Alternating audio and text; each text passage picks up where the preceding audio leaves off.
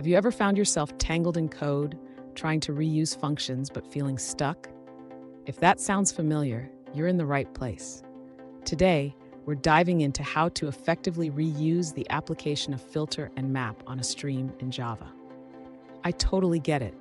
It can be incredibly frustrating when you have to repeat the same filtering and mapping logic over and over again. You're not alone in this struggle. Many developers face the same issue when working with mixed subtypes in their data.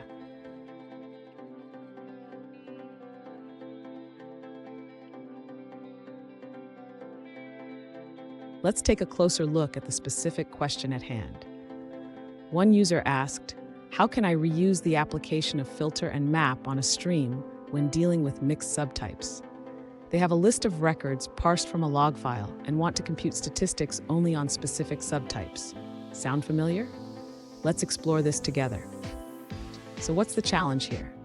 The user has domain objects that inherit from a shared type, and they want to apply math functions only to a subset of records. This requires filtering and casting, which can lead to repetitive code. Let's break down how we can simplify this process. And stick around. By the end of this video, you'll have a cleaner, more efficient way to handle your streams. And I promise it will save you time and headaches in your coding journey.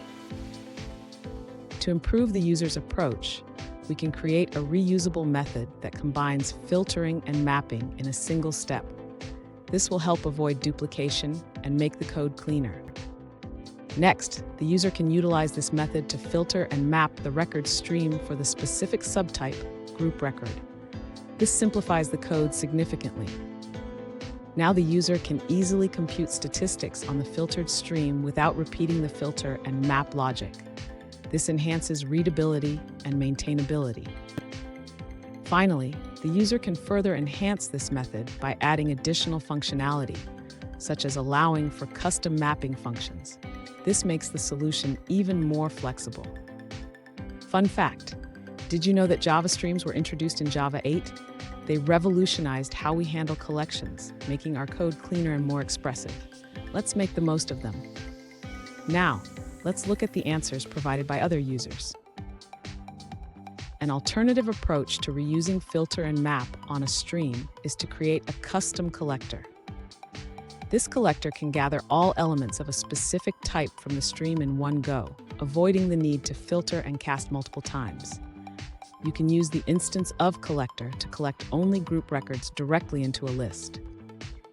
Additionally, you can enhance this by using mapping within the collector to perform transformations while collecting. This allows you to process the stream efficiently and only consume it once. This method not only simplifies your code, but also adheres to the principles of composition over inheritance, making your code more flexible and reusable.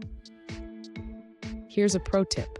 Consider using method references and lambda expressions to streamline your code even further.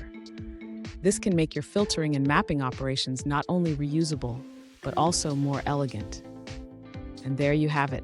By creating a reusable filter and map function, you can simplify your code and reduce duplication. If you found this video helpful, don't forget to subscribe for more coding tips and tricks.